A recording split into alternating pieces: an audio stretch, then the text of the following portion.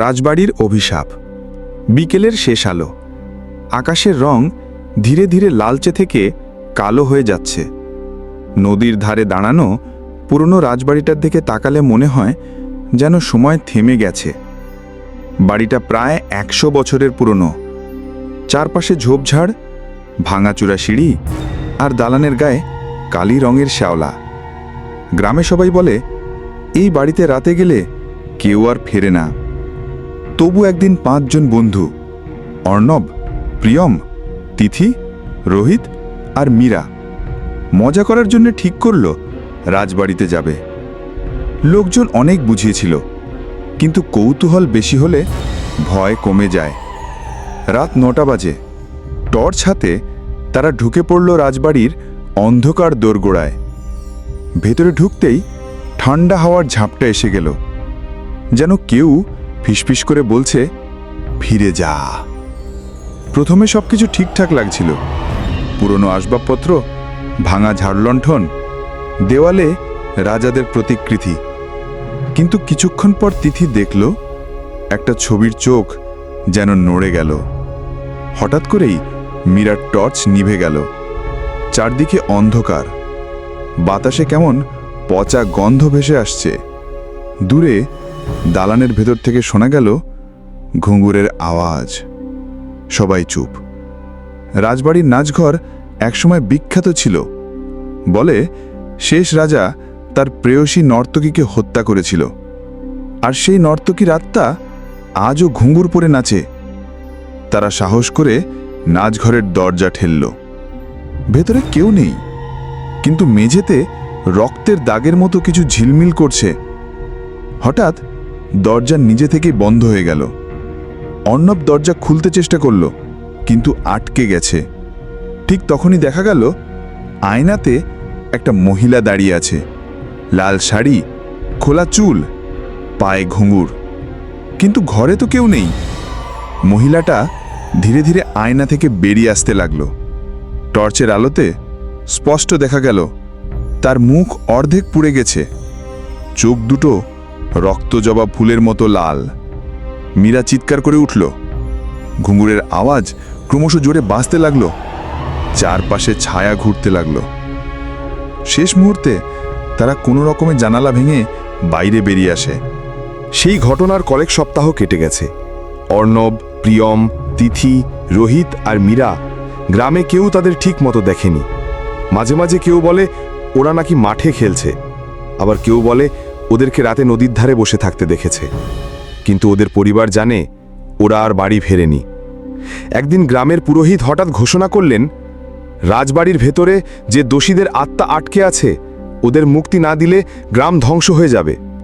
লোকজন আতঙ্কিত। তবে গ্রামেরই এক যুবক নিলয় এই রহস্য উন্মোচন করার জন্য এগিয়ে এলো। সে ছোটবেলা থেকেই ভূতের গল্পে বিশ্বাস করত না, কিন্তু ওদের হারিয়ে যাবার পর থেকে তার ভিতরেও কেমন অশান্তি জেগেছে।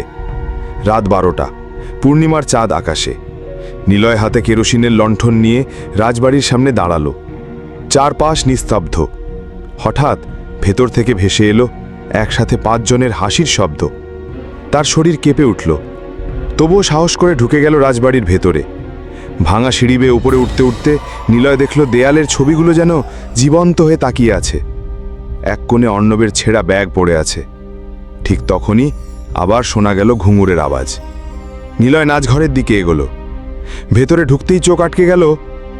অর্ণব, প্রিয়ম, তিথি, রোহিত আর মীরা দাঁড়িয়ে আছে, কিন্তু ওদের মুখ ফ্যাকাশে, চোখ লালচে আর ঠোঁটে অস্বাভাবিক হাসি। নিলয় হাঁপাতে হাঁপাতে বলল, তোমরা বেঁচে আসো তো? অর্ণব এগিয়ে এলো, তার কণ্ঠ অদ্ভুত ঠান্ডা। আমরা বেঁচে নেই নিলয়, আমরা নাচঘরের বন্দী। এরপর সবাই একসাথে বলল, যদি আমাদের মুক্তি দিতে চাও তবে ওর মুখোমুখি হতে হবে। হঠাৎই আয়নার ভেতর থেকে সেই লাল শাড়ি পরা ভয়ঙ্কর নারী বেরিয়ে এলো। তার চোখ জ্বলছে। ঘরে প্রচণ্ড ঝড় উঠল। ঘুঙুরের শব্দ কানে তালা লাগিয়ে দিল। নিলয় বুঝতে পারল এটা শুধু এক রাজবাড়ির অভিশাপ নয়, এখানে শতাব্দীর প্রতিশোধ জমে আছে। সে লণ্ঠনটা শক্ত করে ধরল, কিন্তু ওর সামনে দাঁড়িয়ে আছে অমানুষিক শক্তি।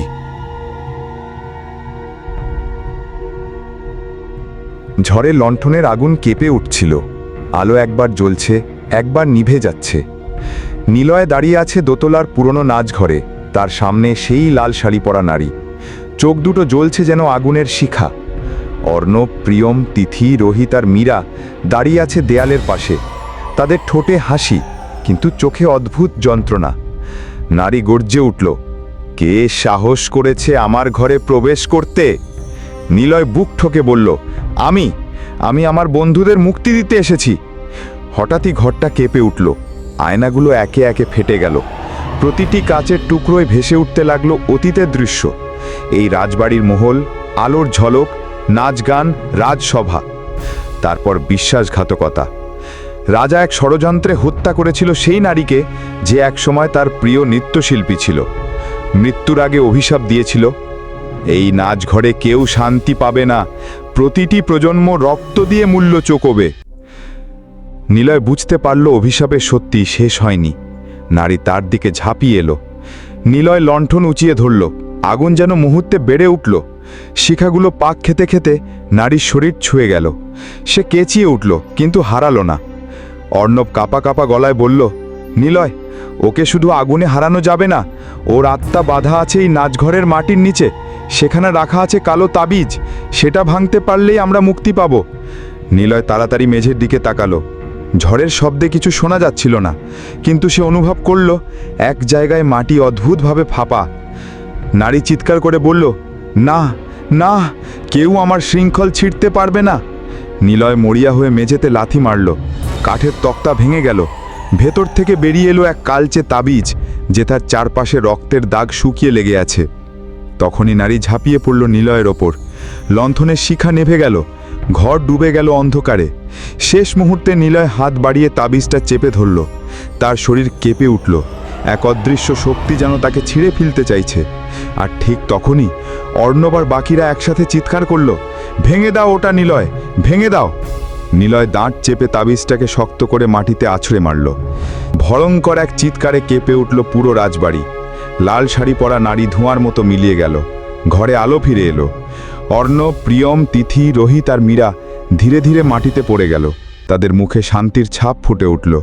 তাদের ঠোঁট থেকে একসাথে ভেসে এলো, ধন্যবাদ নিলয়, আমরা মুক্তি পেলাম। এরপর তারা নিঃশ্বাসের মতো মিলিয়ে গেল বাতাসে।